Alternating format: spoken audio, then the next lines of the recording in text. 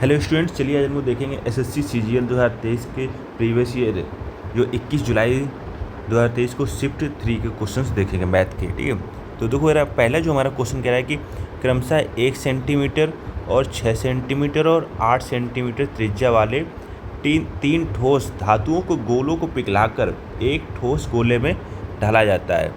इस प्रकार बने नए गोले की त्रिज्या कितनी होगी।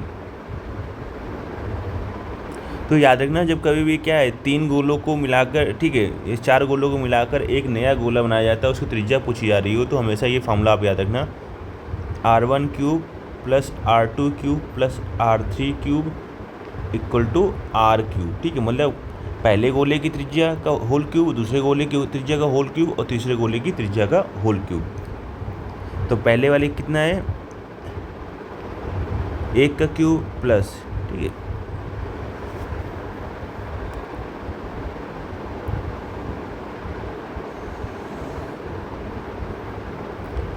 और दूसरे की कितनी है, 6 का क्यूब प्लस R क्यूब यानी 8 का cube equal to R cube. ठीक है, अब 1 का क्यूब तो 1 होता है और 6 का क्यूब कितना होता है, 216, और 8 का क्यूब कितना होता है, 512। जब इसको जोड़ेंगे तो ये आ जाएगा 729, और 729 किसका क्यूब होता है, 9 का। तो 9 सेंटीमीटर हमारा आंसर हो जाएगा।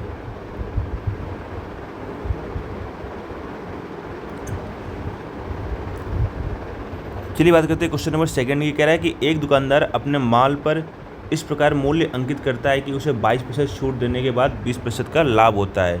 यह वस्तु का क्रय मूल्य 650 है, तो उसका अंकित मूल्य क्या होगा। देखो, एक एमपी और सीपी का रेशियो होता है, ठीक है, वो क्या होता है, ये 100 माइनस 100 प्लस पी और ये 100 माइनस डी होता है। ठीक है, ये याद रखना। तो यहाँ पर देखो 22% का डिस्काउंट दे रहा है ना, तो यहाँ पर 100 में से 22 घटा देंगे, कितना आ जाएगा, 88, 78। ठीक है, और यहाँ पर 20 जोड़ देंगे, कितने का प्रॉफिट हो रहा है उसको, 20 का, तो 120 हो जाएगा। इसका रेशियो लेंगे तो 60 और ये 39। ठीक है, अब कह रहा है वस्तु का क्रय मूल्य 650, यानी 39 वाली वैल्यू कितनी है, 650 है। हमसे पूछी जा रही है अंकित मूल्य। देखो 39 650 इंटू 60, 13 3 39, 13 5 65, 50। इसको काटेंगे 20 दूनी 30 या 60, तो 50 गुणे 20, तो ये हो जाएगा 1000 रुपये। ठीक है, ये हमारा आंसर हो जाएगा।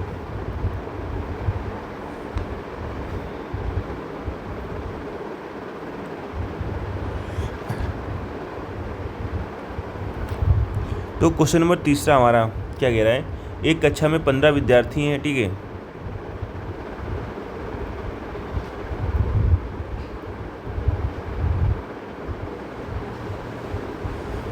उनका औसत भार 40 है, जबकि एक विद्यार्थी कक्षा छोड़ देता है तो औसत भार 39.5 kg हो जाता है। तो कक्षा छोड़ने वाले विद्यार्थी का भार कितना होगा।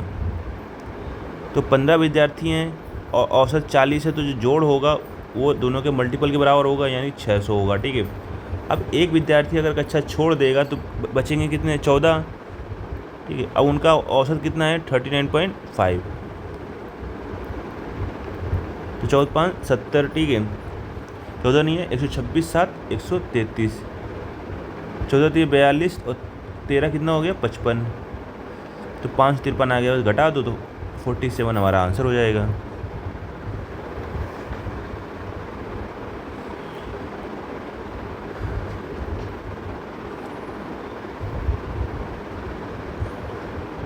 देखो कह रहा है इसका मान निकालना है आपको, तो देखो आपको ये फॉर्मूले कुछ पता होनी चाहिए।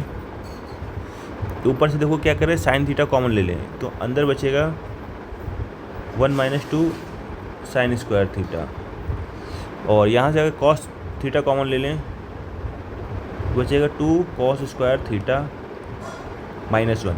तो ये देखो साइन अपॉन कॉस तो 10 हो गया। ठीक है, तो बस 10 एक ही ऑप्शन मिल रहा है, और बाकी इसकी ये फॉर्मूला होता है वो cos 2 थीटा का होता है। ठीक है, और ये वाला फॉर्मूला भी क्या होता है, cos 2 थीटा का होता है, तो दोनों क्या हो जाएंगे, कैंसिल आउट हो जाएंगे। तो हमारा जो आंसर हो जाएगा वो 10 थीटा हो जाएगा।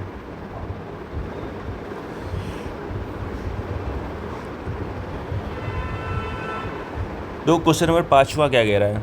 कह रहा है 1600 मीटर की वृत्ताकार दौड़ में ए और बी समान बिंदु से और समान समय पर क्रमशः 27 किलोमीटर पर घंटा और 45 किलोमीटर पर घंटे की चाल से शुरू करते हैं। जब वे समान दिशा में दौड़ रहे हैं, ये इंपॉर्टेंट पॉइंट है, जो दिशा उनकी क्या है, समान दिशा, तो कितने समय बाद वो ट्रैक पर पहली बार मिलेंगे। देखो रहा, जो मिलने में लगा टाइम होता है वो होता है उनकी जो डिस्टेंस है, ठीक है, या इसी को बोलते हैं पेरीमीटर, ठीक है, परिधि बोलते हैं। तो यहाँ पर 1600 मीटर दिया हुआ है।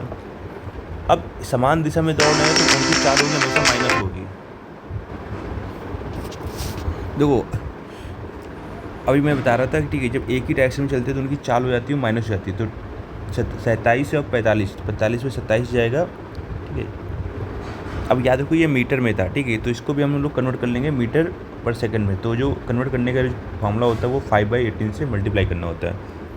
तो इसको आगे सॉल्व करते हैं तो 1600 अपॉन 27 से 45 जाएगा 18 गुणे 5/18। तो 18 से 18 गया 1600/5, 5 या 15, 5 या 10, 320 सेकेंड्स।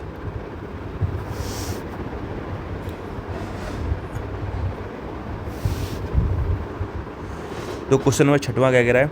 जान को एक परीक्षा में 20% अंक प्राप्त हुए और वह 10 अंकों से अनुत्तीर्ण हो गया।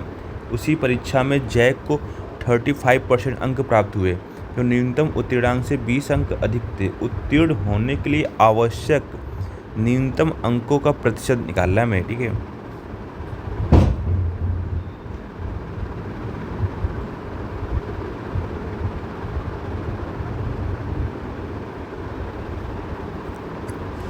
देखो 20% अंक उसको प्राप्त हुए और वह 10 अंकों से फेल हो गया। उसी परीक्षा में जैक को है वो 35% अंक प्राप्त हुए और 20 अंक जो अधिक थे, पास।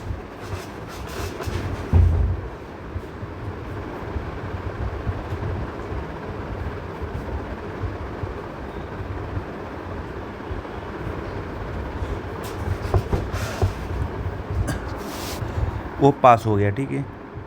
तो याद रखना, जब एक पास होगा दूसरा फेल होगा तो ये अंक हमेशा ऐड होंगे, ठीक है।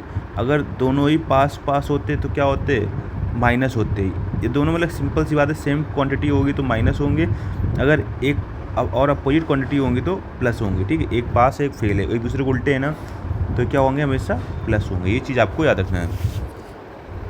और ये जो परसेंटेज है ये हमेशा घटेगा, तो 35 पे 20 जाएगा 15%। यहाँ पर इसको जोड़ेंगे तो क्यों जोड़ेंगे, क्योंकि एक दूसरे को उल्टे हैं, एक पास हो रहा है एक फेल हो रहा है, ठीक है। तो 1% की वैल्यू यहाँ से कितनी हो जाएगी, 2 हो जाएगी। ये चीज़ समझ में आ रही है? कह रहा है कि न्यूनतम अंकों का आवश्यक उत्तीर्ण होने के लिए आवश्यक न्यूनतम प्रतिशत निकालना है, ठीक है। तो उसको 20% मिल रहे थे, ठीक है। अगर 10 अंक और मिल जाते तो 1% में, देखो 2 अंक बनाता है हमारा 1%, तो 10 अंक कितने बनाएंगे, 5%। इसमें 2 का भाग दे दो, ठीक है, कितना जाएगा, 5%। तो हमें जो पास होने के लिए नंबर चाहिए थे 25% चाहिए थे।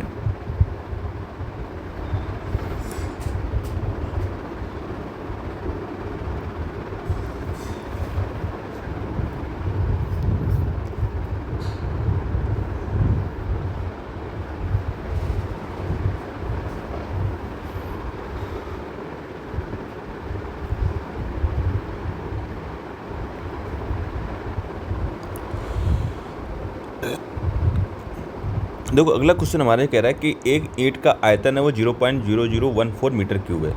14 मीटर लंबाई, 0.125 मीटर चौड़ाई और 5 मीटर ऊंचाई की दीवार बनाने के लिए कितनी ईंटों की आवश्यकता होगी। देखो जब कभी भी नंबर ऑफ ईंटें निकालना हो तो लिखते क्या है, टोटल वॉल्यूम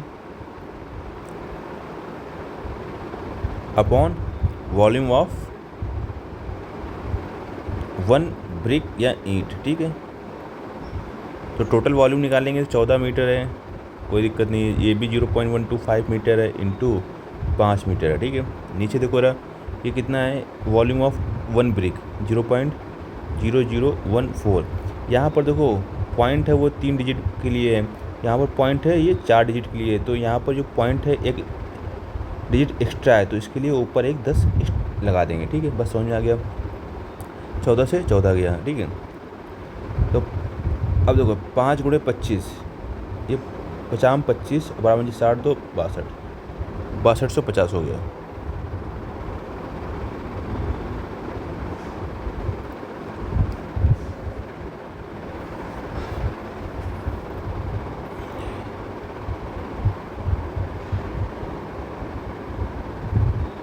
देखो ये क्वेश्चन कह रहा है कि अब ये देखो दिया हुआ है आपको कॉस स्क्वायर बीटा का मान निकालना है। देखो ये इक्वेशन फर्स्ट है, इक्वेशन सेकंड है। अपने को देखो क्या करना है ना, ये कॉस अल्फ़ा की यहाँ वैल्यू निकाल लो। कॉस अल्फ़ा कितना हो जाएगा 10 साइन बीटा, ठीक है।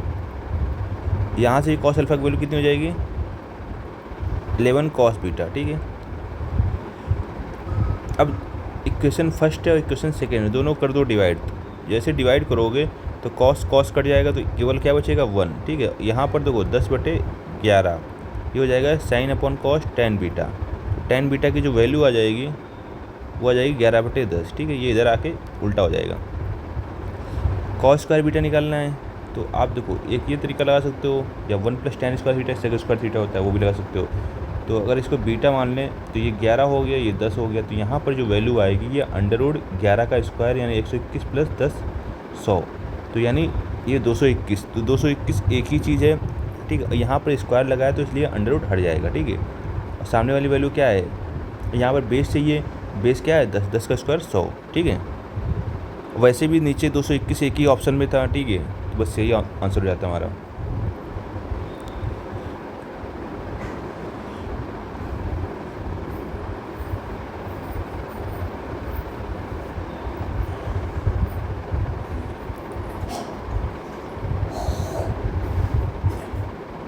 देखो क्वेश्चन ये कह रहा है कि 28 सेंटीमीटर त्रिज्या वाले वृत्त के त्रिज्यखंड का क्षेत्रफल 112 सेंटीमीटर स्क्वायर है। त्रिज्यखंड के संगत चाप की लंबाई ज्ञात करो। देखो आर की वैल्यू कितनी है 28 सेंटीमीटर है, और क्षेत्रफल है त्रिज्यखंड का क्षेत्रफल जो हमें पता है वो क्या होता है θ/360 × πr², ठीक है।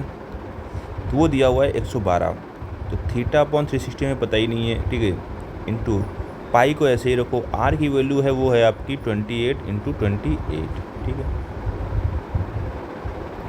यहाँ से काटोगे तो 28 को 112 और 4 7 28। तो यहाँ हम लोग क्या निकाल सकते हैं θ/360 की वैल्यू निकाल सकते हैं, θ/360, ठीक है। तो ये देखो ये पाई है और ये 7 है, इट किधर आ जाएगा तो 1/7 पाई ये वैल्यू हो जाएगी θ/360 की, ठीक है।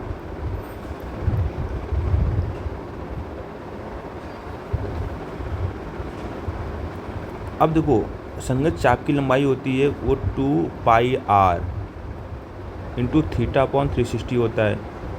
तो θ/360 की वैल्यू क्या निकाल लिया हम लोगों ने 1/7 पाई, और आर की वैल्यू तो पता ही है 28। पाई से पाई गया, 7 को 28, तो 4 दूनी 8 सेंटीमीटर हमारा आंसर हो जाएगा। क्वेश्चन नंबर 10 देखते जरा। देखो अब ये दिया हुआ है x² - 1/x² = 4√6, ठीक है। और यहाँ पर x है वो 1 से ग्रेटर है, तो x³ - 1/x³ क्या होगा। तो देखो x² - 1/x² क्या होता है x - 1/x, ठीक है, और x + 1/x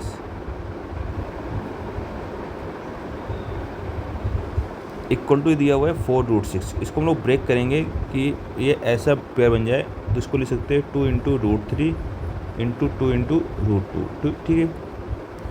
अब देखो सारे ऑप्शन में क्या है √2 है, ठीक है। इसका मतलब वो ये हुआ कि x - 1/x की जो वैल्यू होगी वो 2√2 होगी, ठीक है। तो अब देखो रहा यहाँ से x³ - 1/x³ निकालना है। तुम्हें पता है यार इस नंबर का क्या करना पड़ेगा क्यूब करना पड़ेगा, और यहाँ पर माइनस है तो यहाँ पर क्या करना पड़ेगा प्लस, इसका 3 गुना 3 × 2√2, तो ये हो जाएगा 2 का क्यूब 8 और √2 का क्यूब 2√2 + 6√2, तो 8 दूनी 16 6 22√2।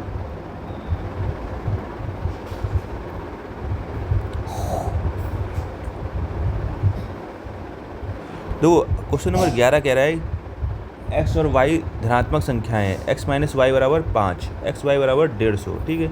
x + y का मान ज्ञात करो। अब देखो यार, एक सिंपल सी लॉजिक है, अगर आपको ये थोड़ा सा दिमाग में आ रहा है तो ये 15 दाम 150 होगा, ठीक है। तो इसका मतलब ये हुआ कि x की वैल्यू कितनी होगी 15, y की वैल्यू होगी 10, तो बस x प्लस वाई 15 प्लस 10 25, और आंसर हो गया।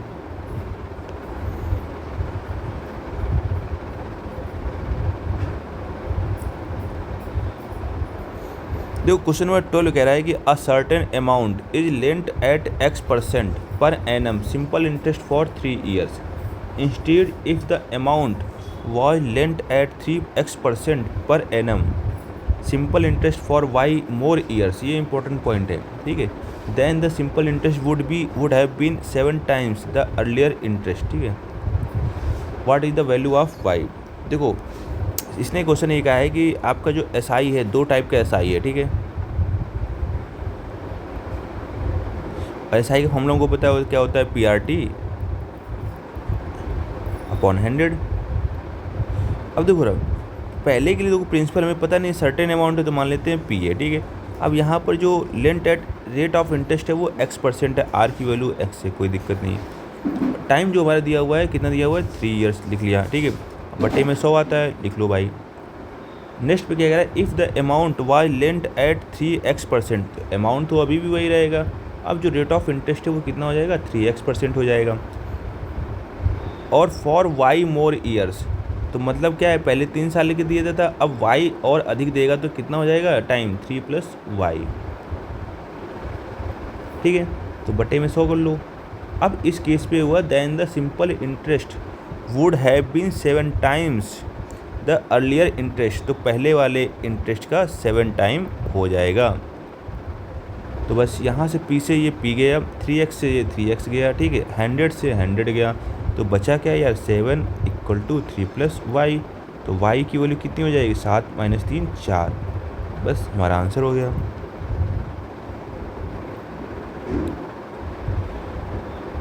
देखो क्वेश्चन नंबर 13 है, यहाँ पर देखो यार, ये अगर आपको फार्मूला याद है a - b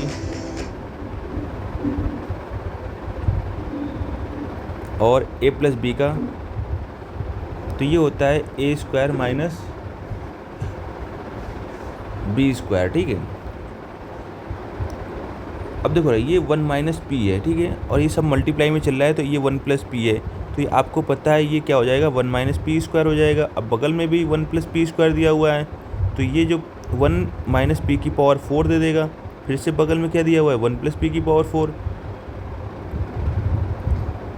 तो ये दे देगा 1 - p⁴ 4 × 8 दे देगा। अब यहाँ पर दिया हुआ है, ठीक है, 1 + p⁴8, तो ये दे देगा 1 - p⁴16। यहाँ पर दिया हुआ है 1 + p⁴16, तो ये आपको दे देगा 1 - p⁴32, और आगे लिखा हुआ है -1, +1 - 1 कैंसिल, बचा क्या, -p⁴32।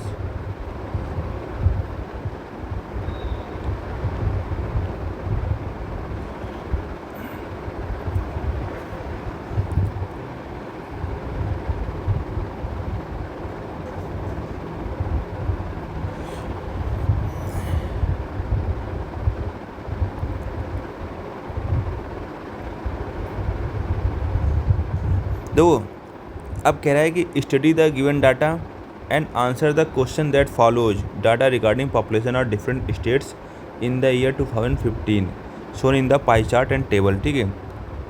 अब कह रहा है कि if the total population of the given states is 31,000, ठीक है, 3,15,000, then what are the total numbers of illiterate people in Goa and MP, ठीक है।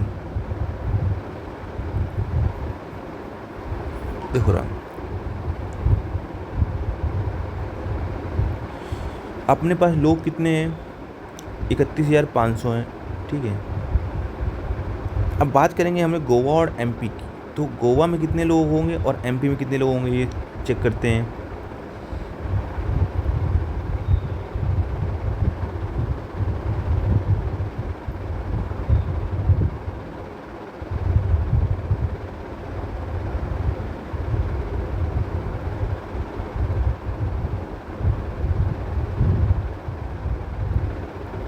ठीक है, तो देखो गोवा किधर है, MP तो यहाँ पर है 20% है, तो मतलब क्या हुआ, 31,500 का 20%, तो परसेंट हटाओगे बटे में 100, ठीक है, इनटू।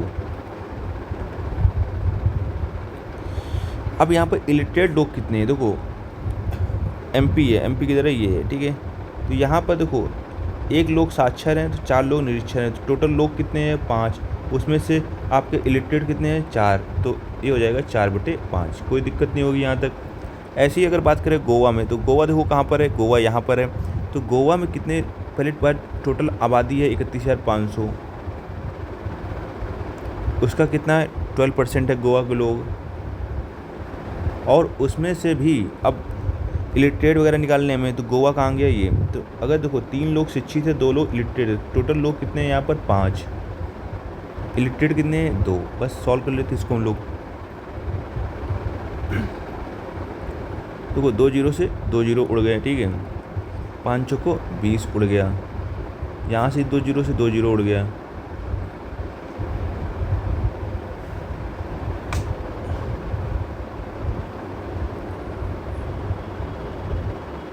ठीक है, 5 से इसको उड़ा दो, 5 छक्का 30, 5 तियाँ 15, 63 गुणे 12 गुणे 2, 63 गुणे ये हो जाएगा 24, तो 24 तियाँ 72 और 24 छक्का 144 7 151, ठीक है।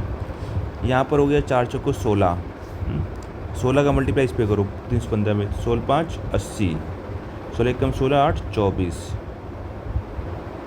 16 तियाँ 48 2 50, 2 4 1 5 5, तो ये 65 52, तो 65 52 ये, ठीक है, हमारा ऑप्शन हो जाएगा। उम्मीद है आपको समझ में आ गया होगा।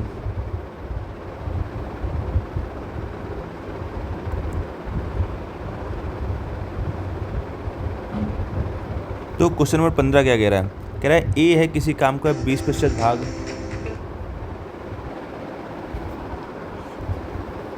तो किसी काम का 20% भाग है वो 4 दिनों में कर सकता है, ठीक है, और बी उसी काम का 33 से 1/3% भाग 10 दिनों में कर सकता है। उन्होंने 9 दिनों तक एक साथ काम किया, फिर सी ने शेष कार्य को 6 दिनों में पूरा किया। बी और सी मिलकर समान कार्य का 75% भाग कितने दिनों में पूरा करेंगे। देखो ये किसी काम का 20% भाग, तो 20% को हम लोग लिखते क्या है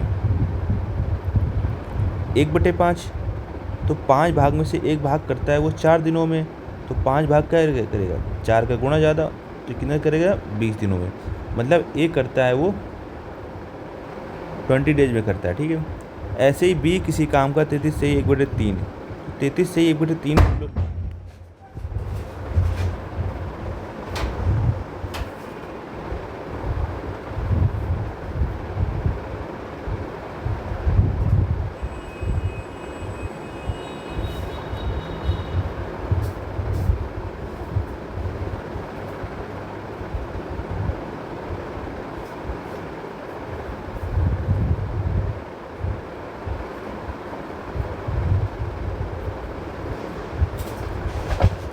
तो 33 से 1/3 को हम लोग क्या लिख सकते हैं 1/3, ठीक है, परसेंट को। अब देखो करा वो 1 भाग करता है 10 दिनों में, तो 3 भाग करेगा 30 दिनों में, जो बी करेगा वो 30 दिनों में कर लेगा, ठीक है, यहाँ तक कोई दिक्कत समस्या नहीं होगी।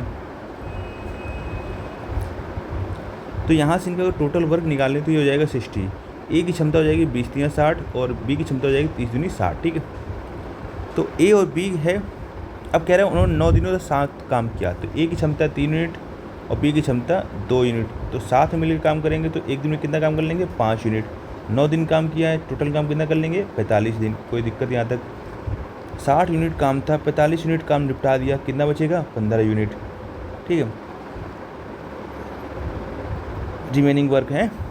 अब सी ने है शेष कार्य को 6 दिनों में पूरा किया, मतलब 15 यूनिट सी ने 6 दिन में किया, तो इसका मतलब ये हुआ जो सी की क्षमता है वो 2.5 यूनिट है, ठीक है, 15/6 कर देंगे। अब कह रहा है बी और सी मिलकर, तो बी की क्षमता कितनी थी, बी की क्षमता थी 2 यूनिट और सी की क्षमता कितनी है 2.5, दोनों अगर मिल जाएंगे तो कितना काम करेंगे एक दिन में 4.5 यूनिट, और हमें कराना कितना है 75% काम, तो 60 का 75% लिखते हैं 3/4, इसकी क्षमता कितनी है 4.5, बस डिवाइड कर देंगे, इंटू लगा के 10 ऊपर हो गया, 15 3 45, 15 चौको 60, 3 से 3 और ये, तो हमारा जो आंसर आ जाएगा 10 डेज आ जाएगा।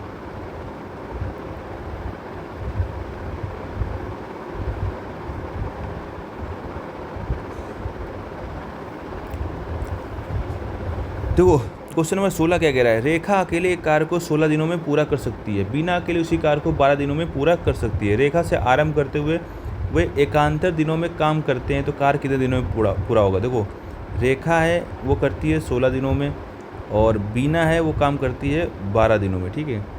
तो जो टोटल इनकी एफिशिएंसी हो जाएगी वो 48 हो जाएगा, टोटल वर्क हो जाएगा 48।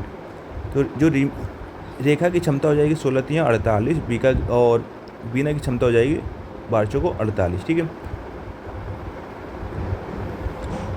अब एकांतर दिन में काम करते हैं तो मतलब क्या होगा, एक दिन काम करेगी रीना 3 यूनिट, फिर अगले दिन कौन करेगा, बीना 4 यूनिट, ठीक है।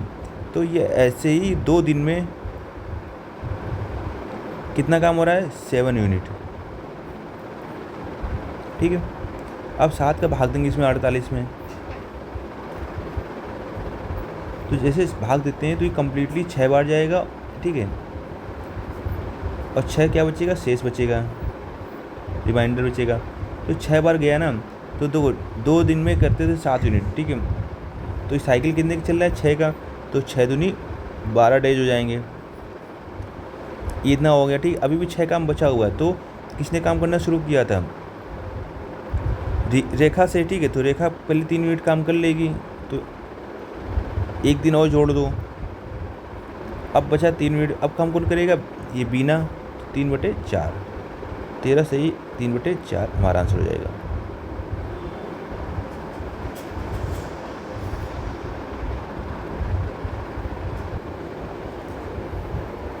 देखो 2 स्टेशनों S1 और S2 के बीच की दूरी 195 है, ठीक है। एक ट्रेन स्टेशन S1 से 4 PM पर और S2 की, ठीक है, S2 की ओर 65 किलोमीटर की चाल से चलना आरंभ करती है। एक दूसरी ट्रेन है S2 से 5 PM पर स्टेशन S1 की ओर 35 किलोमीटर पर घंटे की चाल से चलना आरंभ करती है। तो दोनों ट्रेनें एक दूसरे को किस समय पर मिलेंगी।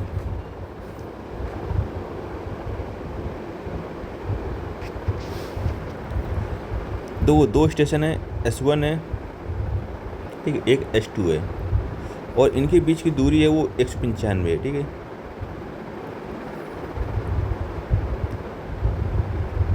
एक ट्रेन है यहाँ से चलना शुरू करती है, वो 4 PM पे चलना शुरू करती है, ठीक है। और इसकी जो स्पीड है वो 65 किलोमीटर पर घंटा है। दूसरी ट्रेन है वो चलना शुरू करती है वो 5 PM पे, जो इसकी चाल है वो 35 किलोमीटर पर घंटा है, ठीक है। तो ये इधर की ओर जा रही है ये, और ये इधर की ओर आ रही है, ठीक है।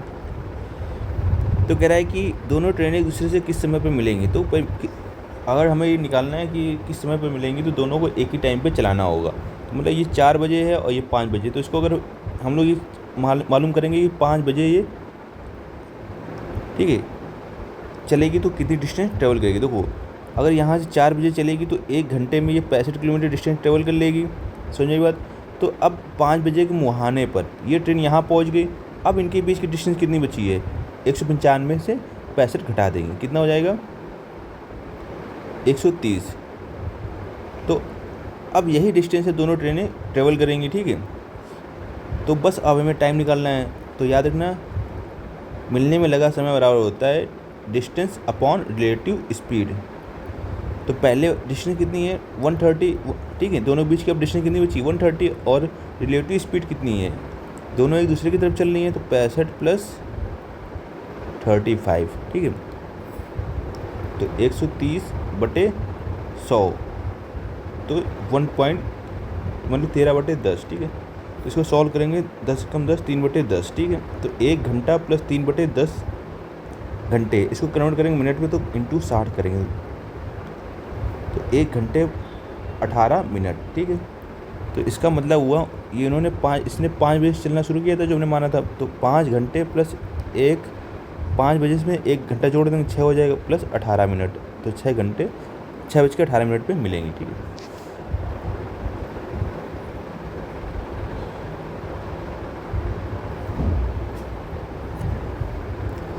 देखो अगला क्वेश्चन क्या कह रहा है कि एक वृत्त की दो जीवाएं ए बी और सी डी वृत्त के अंदर बिंदु पी पर मिलती हैं। यदि A P 12 centimetre, A B है वो 20 सेंटीमीटर और सी पी है 16 सेंटीमीटर, तो सी डी की लंबाई ज्ञात करो। देखो दो जीवाएं हैं, वृत्त के अंदर मिलती हैं, ठीक है, सी डी और ये पी हो गया, ठीक है। तो ए पी हो गया 12 और ए बी हो गया, टोटल हो गया ये 20, तो ये कितना हो जाएगा 8, ठीक है। 20 में से 12 घटा देंगे। सी पी कितना है 16 है और सी डी हमें निकालना है, तो इसको मान लेंगे x, ठीक है। सी डी मतलब x + 60 निकालना होगा, ठीक है। तो बस फार्मूला जो हमारा कहता है वो A P into P B, ये चीज़ इंटू ये चीज़, ठीक है, equal to P D into P C. तो 12 गुणे 8, ए पी की लंबाई 12 और पी बी की लंबाई 8, इक्वल टू पी डी की लंबाई जो है वो x है और पी सी की लंबाई है 16। तो 8 दूनी 16 और इसको काटेंगे तो 2 छंग 12, तो जो x की लंबाई आ जाएगी 6 सेंटीमीटर, ठीक है। लेकिन हमें लंबाई निकालनी है सी डी की, तो 6 + 16 22, 6 सेंटीमीटर ये हुई, 16 ये, 16 6 कितना हो गया 22 हो गया, ठीक है।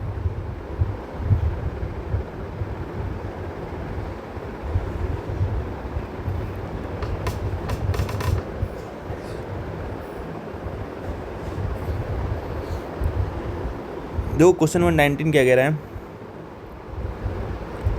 क्या दिए गई तालिका का अध्ययन कीजिए और नीचे दिए गए प्रश्न का उत्तर दीजिए। यदि तालिका वर्ष 2014 से 14 तक किसी शहर के विभिन्न 4 कॉलेजों ए बी और सी और डी में नामांकित स्नातक छात्रों की संख्या दर्शाती है, साथ ही इन वर्षों के दौरान अंतिम परीक्षा में उत्तीर्ण होने वाले छात्रों की संख्या भी दर्शाती है, तो कह रहा है सभी वर्षों के दौरान डी कॉलेज से नामांकित छात्रों के औसत का कॉलेज डी से छात्रों के उत्तीर्ण से अनुपात ज्ञात कीजिए, ठीक है।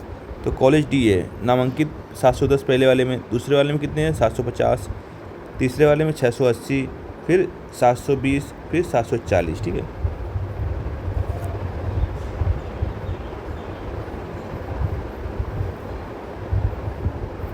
देखो अब इनको ऐड कर लो यार, ठीक है, 710, 750, 720, 740, ठीक है। तो अगर यहाँ से देखो 7 7 14, ठीक है, 6 20, 7 27 और 7 34, 10 50 10 60 80 140 160 और 200, यानी 3600 हो गया, ठीक है। ये नामांकित छात्र, औसत निकालना है तो बटे 6 कर देंगे, 1 2 3 4 5 5 है यहाँ पर, ठीक है। अब कॉलेज डी से उत्तीर्ण रेशियो निकालना है, तो कॉलेज डी से उत्तीर्ण, तो डी कहाँ पर उत्तीर्ण कितने हो रहे हैं 650 इस केस में,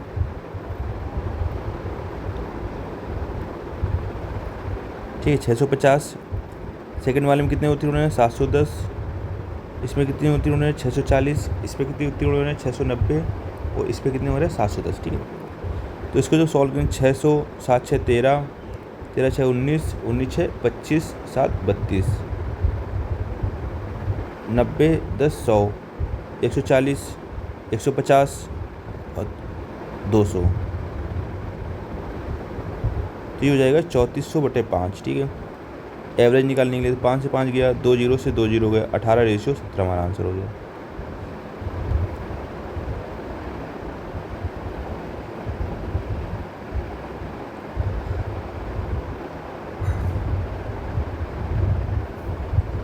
देखो क्वेश्चन नंबर 20 क्या कह रहा है, ठीक है। 8 12 और 14 संख्याओं का चतुर्थ अनुपाती। देखो यार सिंपल सा है, 8/12 पहली बटे दूसरी, तीसरी बटे चौथी, हमें मालूम नहीं है तो एक्स लिख लो। 4 दूनी 8, 4 तियाँ 12 और 2 सत्ते 14, तो x बराबर कितना हो जाएगा 7 त्रिका 21।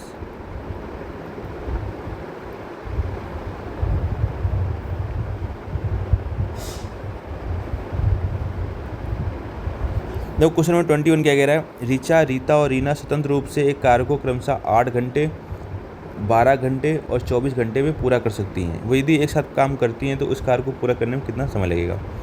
तो ए है जो ऋचा है वो करती है 8 घंटे में,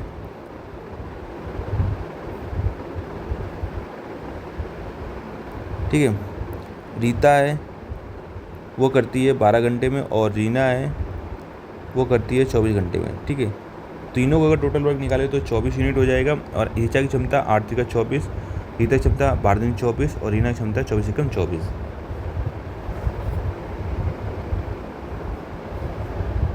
अब टोटल वर्क 24 है और तीनों मिलकर काम करेंगे, 3 2 5 1 6 यूनिट। ठीक है, तो 4 घंटे में काम हो जाएगा। ठीक है, नंबर ऑफ डेज अगर आपको निकालना होता है तो कुल क्षमता बटे कुल कार्य बटे क्षमता कर दें। ठीक है,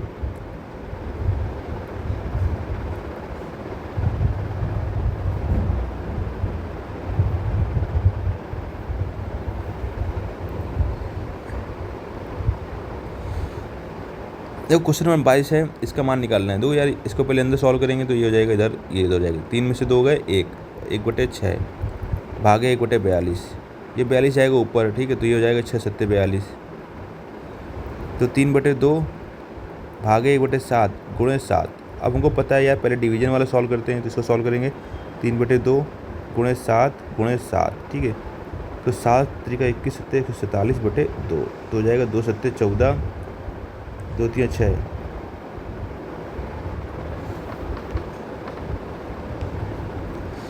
देखो यार, अगला क्वेश्चन जो हमारा कह रहा है 9% और 17% की दो क्रमिक छूटों के समतुल्य छूट प्रतिशत का। देखो रहा, ये जो हमारा फॉर्मूला होता है ये होता है x + y - xy अपॉन 100। ठीक है, तो पहला 9 है, दूसरा 17 है। ठीक है, -17 × 9 बटे में 100, तो 17 9 कितना होता है 26, -17 9 153। ये 2 डिजिट बाद क्या लग जाएगा पॉइंट, तो ये घटा देंगे तो इसको मान लेंगे 2। ठीक है, तो 24 से 2 गया, 26 से 2 गया 24, कितना कम है ये 47। ठीक है, तो आंसर हो जाएगा।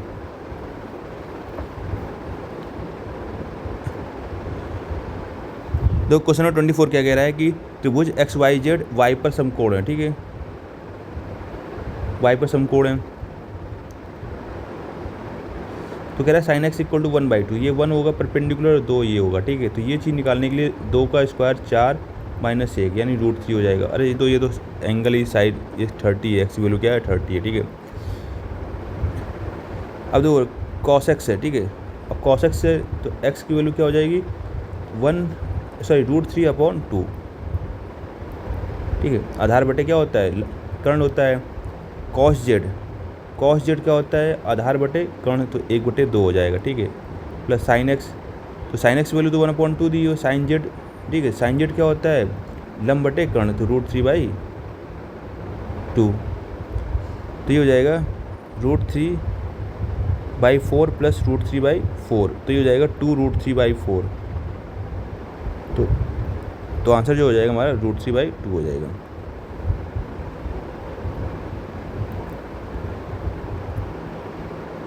जब क्वेश्चन नंबर 25 देखते हैं। ठीक है, इसको सॉल्व करना है तो पहले यहाँ सॉल्व करते हैं इसको। ठीक है, तो ये हो जाएगा -16 प्लस 13 गए माइनस का 3, 13 3 39 हो जाएगा। ठीक है, माइनस का है।